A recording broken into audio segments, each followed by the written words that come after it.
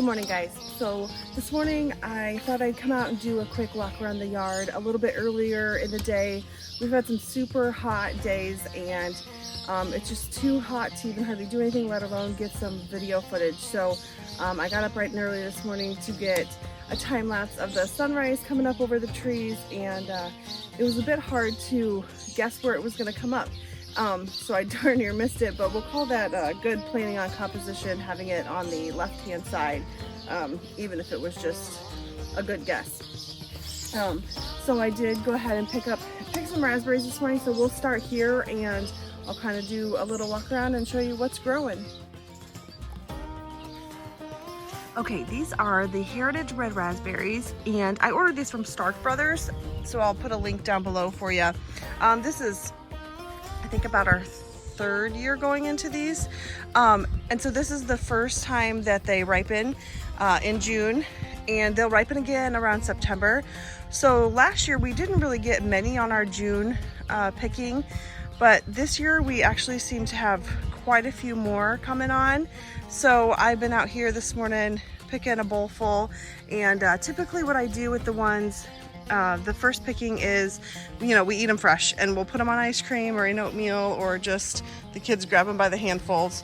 And then in September, when our lives are just a little bit busier and there's typically a few more on the bushes, I guess, I'm not really sure if that's how you say it, with the darn dogs, I will freeze those and then make the jam with it over the winter as I have time. So I'm gonna keep on picking here for a little bit, and then we will continue on to the apple trees, and I'll show you kind of what's growing there and what's not growing this year, unfortunately.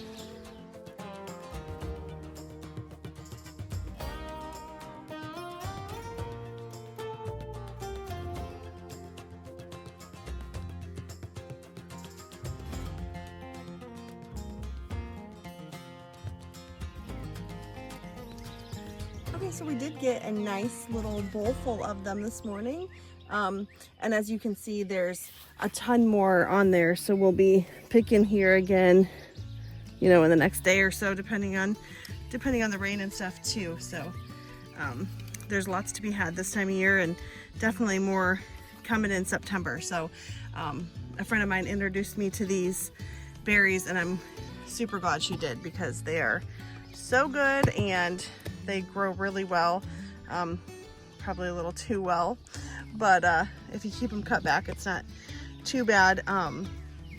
One thing I did want to share is where we have them planted is alongside an old barn that we have, and there was never anything along this barn. It was just always, you know, weeds that we had to weed eat down or whatever.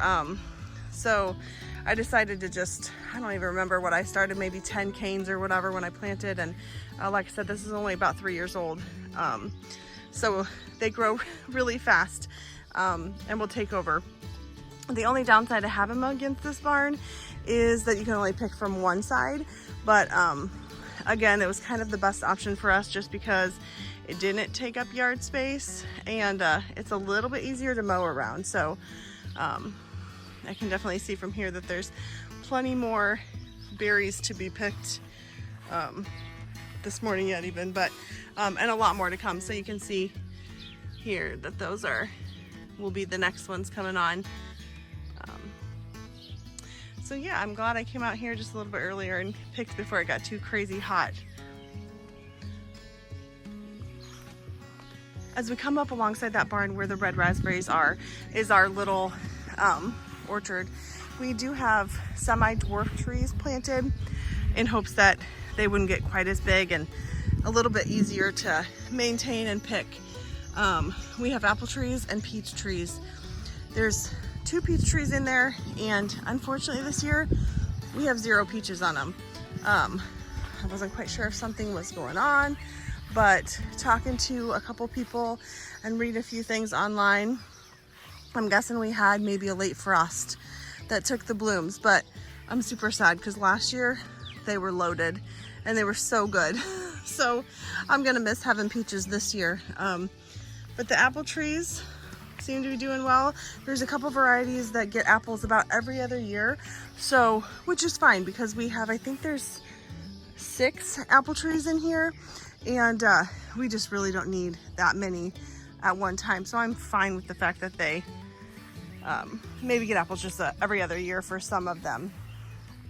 I'd have to look. I have written down in a book what kind we planted and stuff, but they seem to be starting good. And we did trim these apple trees up quite a bit, but it seems like every year they could be trimmed up more just to get some airflow through here, because as you can see, I'm in the middle of it, and it can get a little compacted in here. I'm gonna have to look up this tree. Not sure that there's, oh man, this might be a year where this one doesn't have any or very few. Oh, here's a few. But these were so good last year. These were probably the best ones. And I'll have to look that one up and put that in the description as well. I also ordered these from Stark Brothers, same place that I ordered the red raspberries. So same location. They ship it right there, and you plant it spring or fall, and it takes a few years before you get fruit. And I remember Aaron saying, why are we planting these? The boys are gonna be in high school before we get apples. And I said, yeah, but man, I'm so glad that we did, because someday our grandkids can come pick apples off these trees, and enjoy them just as well. So plant them now, and those years go so fast.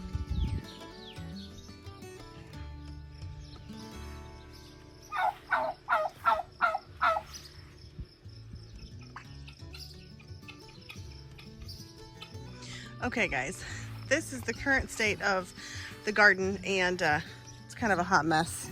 It's not even July yet, and as you can see, we have not gotten the plastic or the mulch down yet, so the weeds have taken over in between the garden beds. We just kind of keep weed eating them down, so that needs to be done this week or even this evening. But there's things growing in the actual garden boxes themselves. The cabbage was looking so good in this one, and then I came out last night and noticed that there must be little buggies in there. So this one might just be pulled out and given to the chickens as a treat. Whatever, I'm fine with that. The sunflowers in here are popping up really nicely. These have honestly been pretty simple. They come in and just, hey, I'm gonna go through this one really quick and pull out the weeds, and it doesn't feel quite as overwhelming as when I had all of this to deal with. So again, it's gonna take me a year, maybe 2, before I'm completely in love with the idea of having very limited garden space, but I think it'll be good. These ones are zinnias, kind of popping up here and there. The zucchini in this one is looking really nice. I saw there's little blossoms on it somewhere here. So far, oh yeah, there's a blossom in there. I don't know if you can, yeah, there you go, you can see it. So far, and I've been keeping an eye out for it, we get squash bugs so bad for some reason. So usually by the time I'm just about to get some zucchinis, those stinking squash bugs come along and zap the plant. So we try to keep an eye out for those and get rid of them if we can. This is the tomato plant surrounded by some, I think, marigolds. It's getting there. I still feel like we're way behind on where things should be, but possibly not. This is green beans. Ooh, with a nice giant weed right in the center of it. There we go. And I saw in here the other day too that there was starting to get little, I don't know if you can see them down there, but the little tiny buds where the green beans are gonna be. There, got it to focus a little bit better.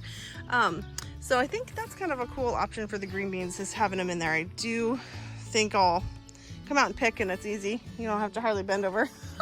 Makes me sound super old, but that's pretty convenient. This one's got another tomato in it with some, again, zinnias, I think. Zinnias are by far my favorite plant, or favorite flower. Well, peonies are right up there too, but definitely the zinnias in the summer. The eggplant, I don't know. This thing, I've never had luck with these. So we'll see how it does. I gotta come out and water them quite a bit. I don't know if it's this black dirt that we got and it doesn't really hold the moisture very well or what, or it's just been really, really dry and really hot. So we'll have to do that this afternoon too. This center one is looking pretty good. Man, the weeds make it look awful. But this lettuce is definitely ready to harvest. So we might actually come out and do that this afternoon. The peppers are getting little buds on them as well. So this one was the first planter that I got planted. Oh look, there's little tiny peppers on there. There we go. They're starting. I think those ones are the jalapenos, and then around the corner are the bell peppers. There might be some habaneros in there as well. I'm not really sure. I can't remember. But that one's looking pretty good. More peppers on this side.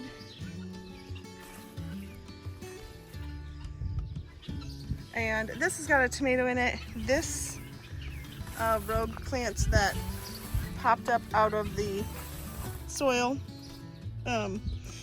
We had pulled the soil out of the goats' hay pile, so with some compost that we had working on. So it's obviously some kind of a gourd or pumpkins. We do feed the sheep pumpkins in the fall, not only because it's a natural dewormer, but because it's a great way to get rid of them. So sometimes in the soil, a seed makes its way through and comes back up. So I'm starting to get little blooms on there. Anyhow, I couldn't pull it out. I wanted to see what it was.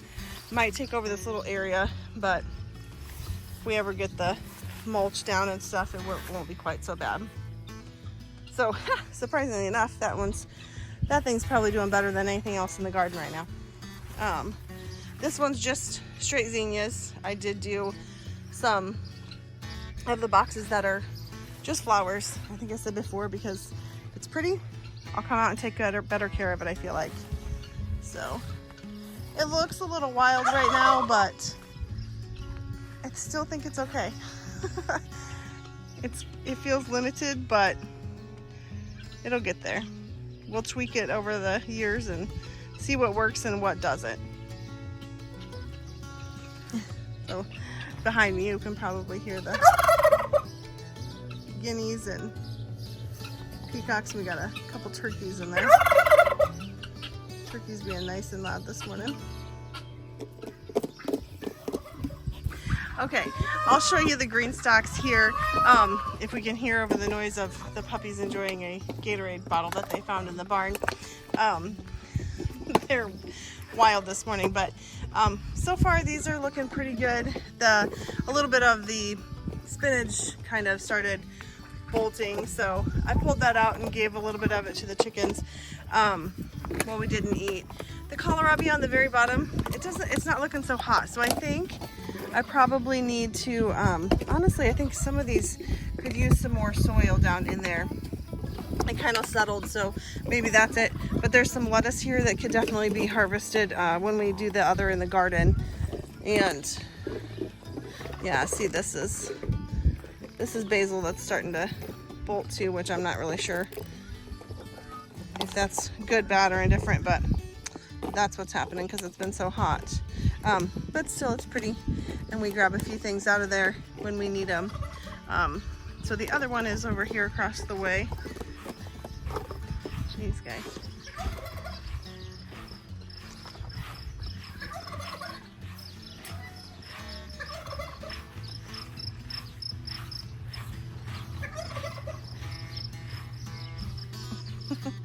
Peacock's gonna come say hi. Oh, this is growing really well in here. This is chocolate mint.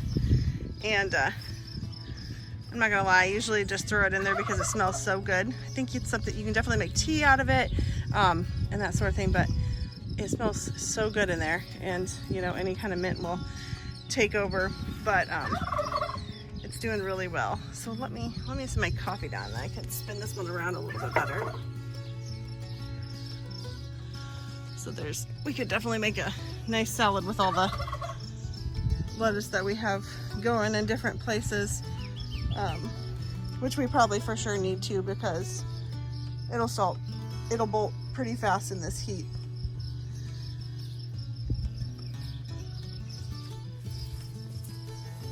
Oh yeah, nice weed right there. Usually in these I don't have a whole lot of problem with weeds, just because it's potting soil that gets put in these, and I do like to stick some of the flowers in there as well, just again to make things pretty and break it up a little bit. But yeah, the lettuce is looking super awesome in here, and that mint. So we're gonna have to do some research and see what else we can do with that chocolate mint.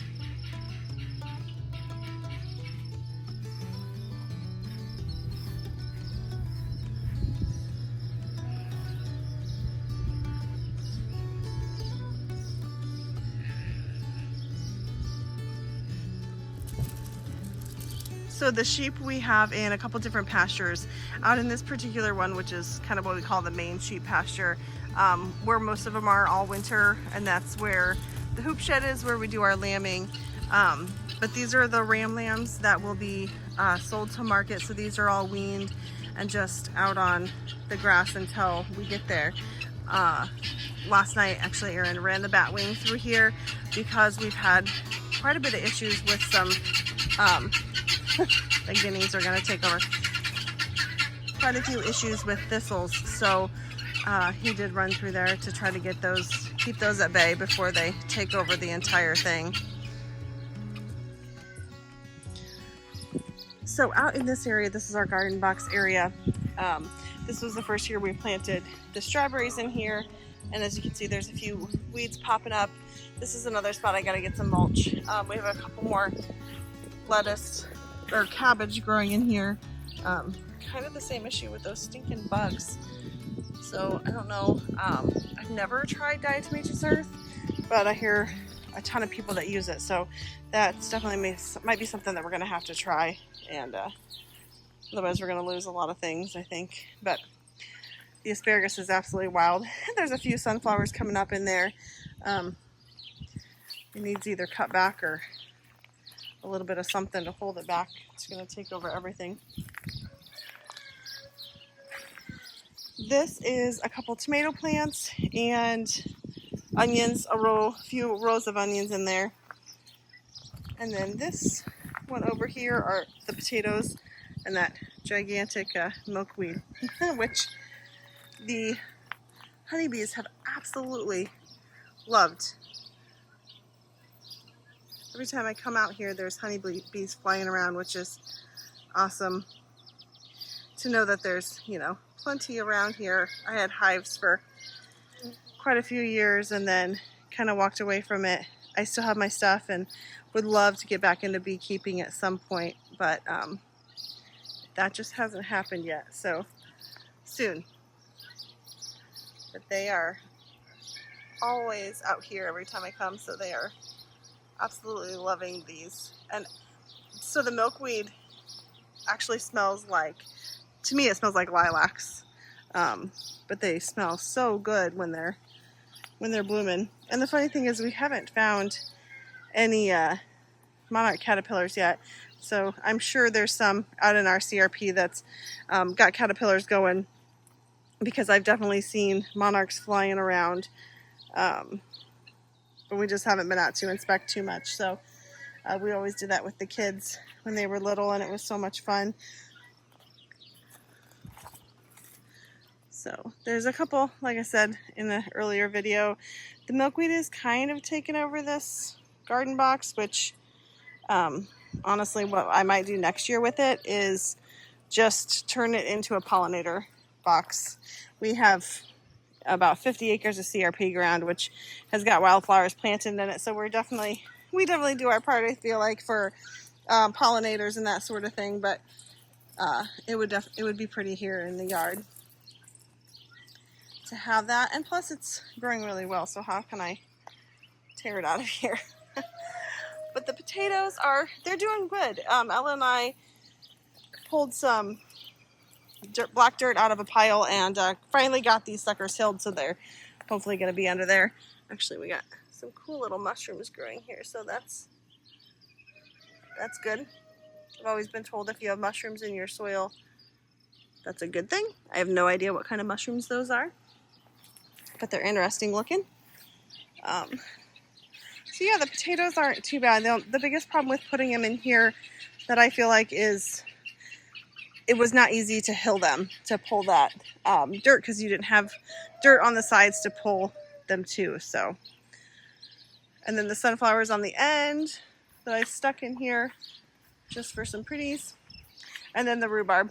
Man, we got a ton of rhubarb out of there, and we had a sale and sold some of there. So I actually didn't even get in the freezer this year. There's probably still plenty on these that I could. There's a nice random tree that needs trimmed out of there, but there's still plenty on here that I can get and put in the freezer if we feel like we need some for this winter jam making. Ooh, dog.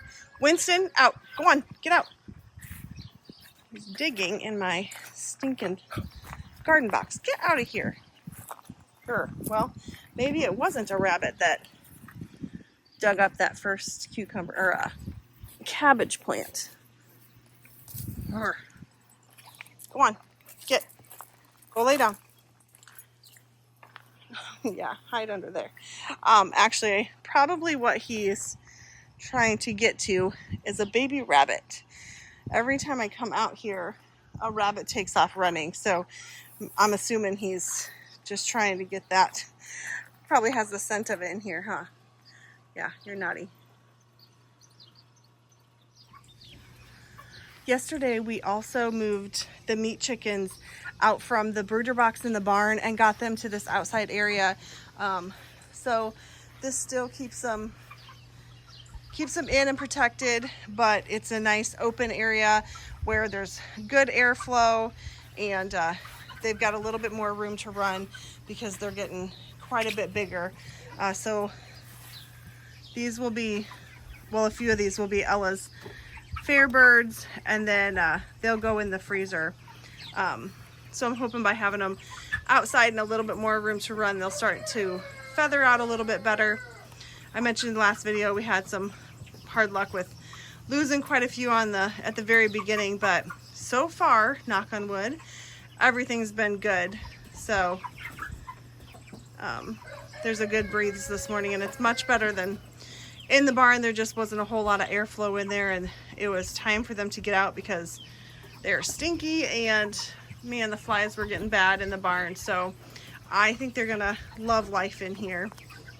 I also wanted to take a minute to show you guys what we use for a brooder box and how we have it set up. Aaron took just 4 simple sheets of metal that he attached some wood so we can make a box out of it. This is something we use every year, so we screw it together, unscrew it as we need it, and have it right on our shop floor, which isn't the most convenient thing. It takes up some space in there, but having it on that concrete just makes it so much easier to clean up in the very end. So as we're using it, we deep bed it. We just keep adding bedding on top to keep it clean, and then once we were able to move the chickens out, then we just come in and clean it up with the loader on the little Kubota. So while it seems like it's gonna, take a long time to clean up, it really goes pretty fast, especially if we all pitch in and help. So, and the chickens aren't in there very often. They're in there when they're first born and a day old or whatever when we get them in the mail. And then up until, well, these guys are probably about 4 or 5 weeks old. So, 5 weeks, it's long enough, but it's not totally inconvenient either.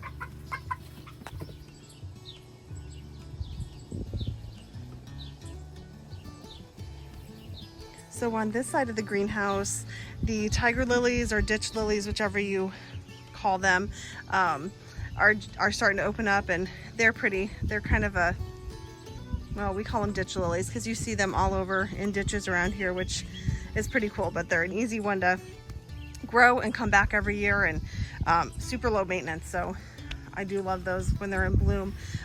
This is where behind here is the garlic tank.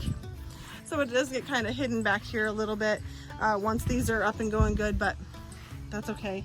It's on concrete, so I can get to it pretty easily. But this is starting to die back just a little bit, so it won't be long, and we'll be harvesting the actual garlic bulbs this time. So you can see I missed a few scapes.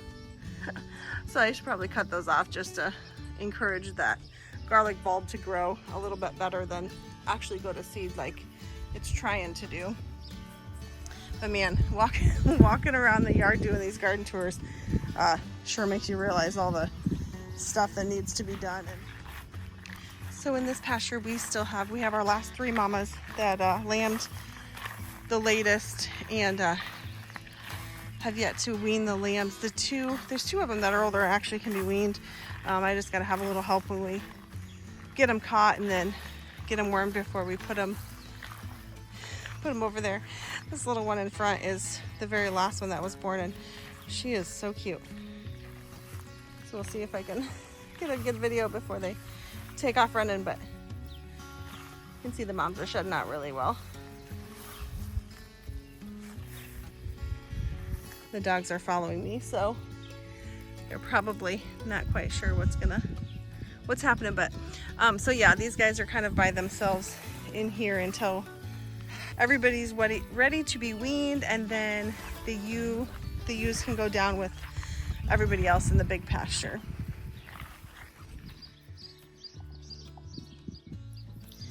Heelers are such good dogs, but man, they're so ornery. You are not supposed to be in here, sir. Good boy, Walkie. You stay right there.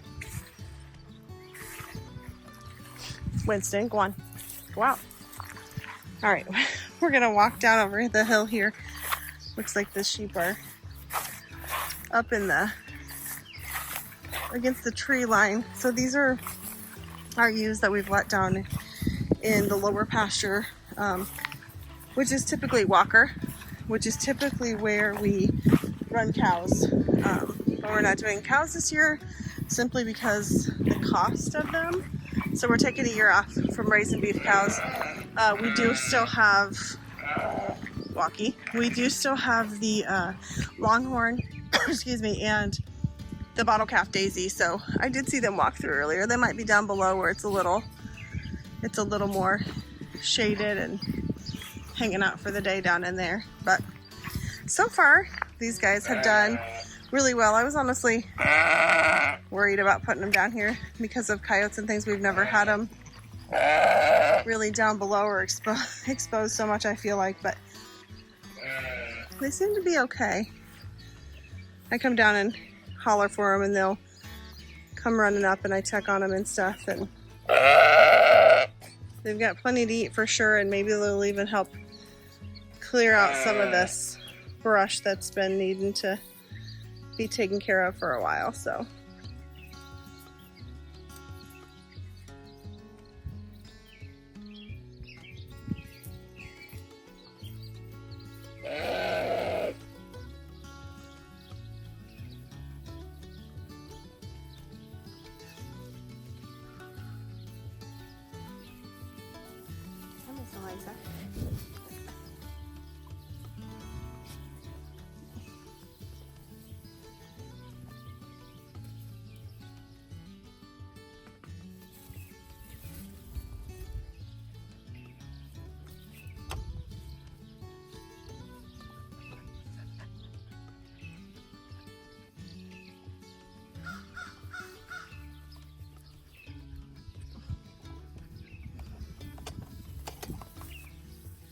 Miss Nosy, huh?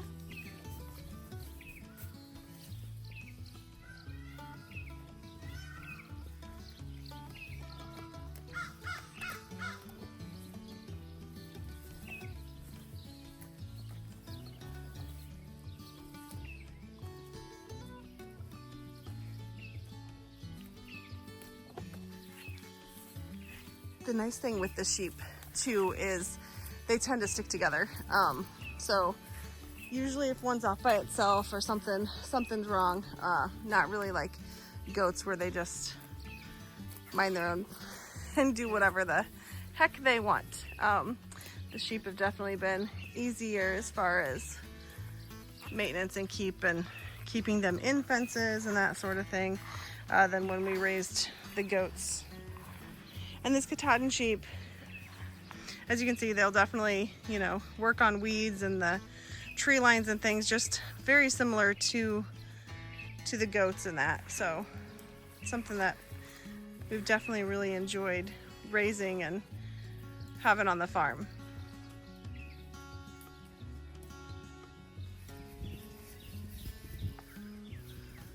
So it looks like Cowboy and Daisy.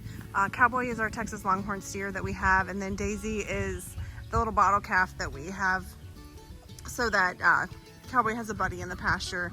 It looks like they found a great spot at the top of the hill where there's some breeze, and they're out of that warm morning sun, so they must know this spot.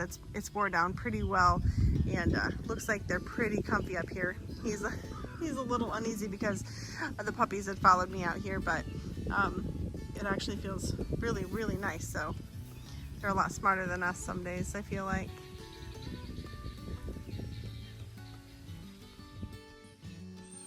So one other thing that Ella and I did was we had this little pile of black dirt left over from filling the garden boxes, and so I had Aaron put it here behind the hoop shed so it was tucked out of the way. None of the critters could get to it.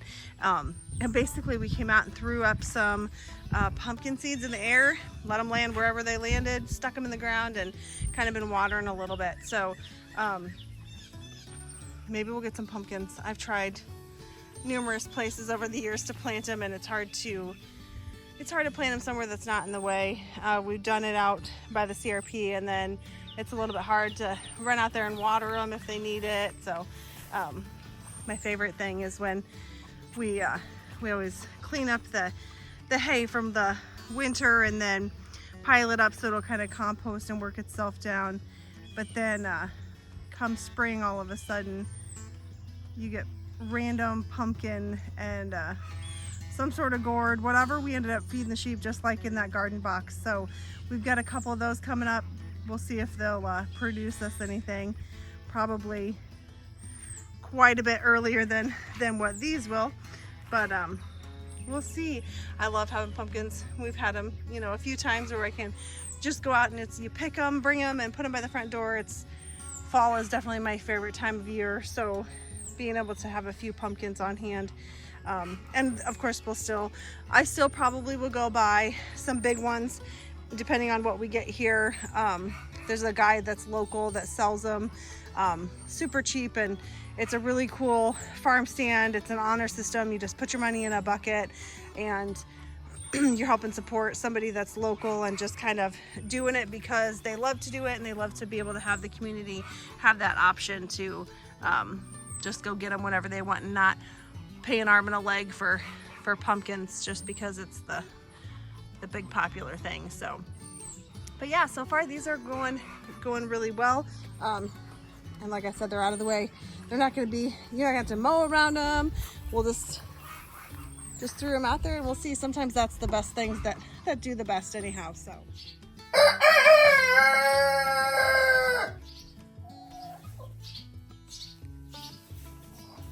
thanks so much for joining us this morning on the chickens are going to take over the send off on our little YouTube channel. We hope you enjoy it, and we'd love if you'd hit that subscribe button and join us again next time.